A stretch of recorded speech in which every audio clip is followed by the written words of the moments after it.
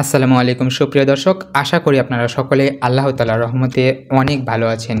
কিন্তু আজ আমরা এমন এক খবর নিয়ে এসেছি যেখানে ভালো থাকার কোনো গল্পই ওঠে না, শুধু কান্না, হৃদয় বিদারক বাস্তবতা আর এক ছোট্ট জান্নাতি মেয়ের বিদায়ের কথা।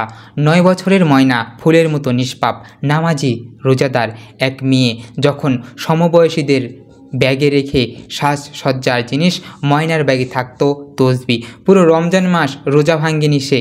আল্লাহর প্রতি ভালোবাসায় ছোট্ট শরীরটা যেন ছিল অটুট এক পাহাড়। একজন প্রবাসী বাবার একমাত্র কন্যা ময়না প্রতিদিন বাবাকে ফোন করে বলতো, বাবা তুমি কবে আসো? অথচ কোনো দিন কিছু চাইতোই না, শুধু চাইতো বাবার উপস্থিতি। আর আজ সেই বাবা এসেছেন, কিন্তু কফিনে মোড়ানো মেয়ের মরদেহ দেখতে।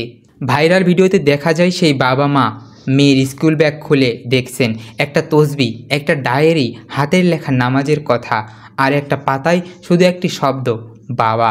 যেন শব্দটা খুঁচিয়ে খুঁচিয়ে হৃদয় ছিঁড়ে দেয় বাবার। কাঁদছেনও, বলছেন শুধু আমার জন্য বাঁচতে চাইতো, আজ স্মৃতি রেগে গেল সেখানে।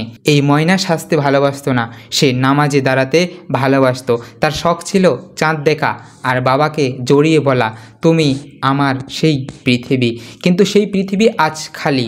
জানা যায় ঘটনাটি ঘটেছে মসজিদে। তালাবদ্ধ মসজিদে কিভাবে প্রবেশ করলো সেই ঘাতক? সেই প্রশ্নের উত্তর আজও অধরা হয়ে রয়েছে আমাদের মাঝে। পুলিশ গ্রেপ্তার করেছে মসজিদের ইমাম মুয়াজ্জিনকে। আশেপাশের এলাকা থেকে উঠে এসেছে একাধিক সন্দেহজনকের নাম, গাজী, রনি, জসিম, আকাশ, যাদের বিরুদ্ধে রয়েছে মাদক সেবনের প্রমাণ। স্থানীয়রা বলছে মসজিদে লাগোয়া একটি পরিত্যক্ত পাঠাগারে প্রায় মাদক সেবন চলত। এই ঘটনার রাতে ইমাম তালা না দিয়ে হুমকি দিয়েছিল এক যুবক, অথচ এখন কেউই দায় স্বীকার করতে রাজি নয়। পুলিশ বলছে এখনও তারা কোনো ক্লু বের করতে পারেনি, তদন্ত চলছে। কিন্তু এই গল্পটা শুধু অপরাধের নয়, এটা একজন বাবার কান্নার গল্প, যে কান্না আকাশের দিকে প্রশ্ন ছড়ে দেয়, কেন আমার মেয়েটা কোনোদিন বাবা বলে দৌড়ে এসে জড়িয়ে ধরবে না রফিকুলকে? ময়নার রেখে যাওয়া সেই তসবি, সেই খাতা, সেই ডায়েরি আমাদের সবার মনে করিয়ে দিচ্ছে সত্যিকারের ভালোবাসা অর্থ শুধু উপস্থিতি থাকা, পাশে থাকা। আজ ময়না নেই, কিন্তু তার নিষ্পাপ ভালোবাসা, তার সিজদার চিহ্ন, তার রোজার নিয়ত, সব কিছুই হয়তো তাকে জান্নাতের ফুল বানিয়ে দিয়েছে। আল্লাহর কাছে দোয়া, জান্নাতুল ফেরদাউস হোক ময়নারই ঠিকানা।